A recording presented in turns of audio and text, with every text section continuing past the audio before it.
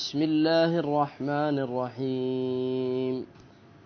وقال الذين لا يرجون لقاءنا لولا أنزل علينا الملائكة أو نرى ربنا لقد استكبروا في أنفسهم وعتوا عتوا كبيرا.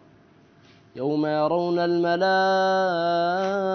لا بشرى يومئذ للمجرمين ويقولون حجرا محجورا.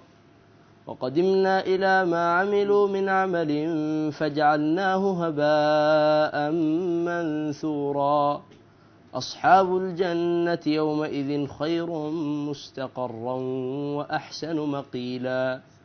ويوم تشقق السماء بالغمام ونزل الملائكة تنزيلا. الملك يومئذ الحق للرحمن وكان يوما على الكافرين عسيرا. ويوم يعض الظالم على يديه يقول يا ليتني اتخذت مع الرسول سبيلا. يا ويلتى ليتني لم أتخذ فلانا خليلا. لقد أضلني عن الذكر بعد إذ جاءني وكان الشيطان للإنسان خذولا. وقال الرسول يا رب إن قوم اتخذوا هذا القرآن مهجورا.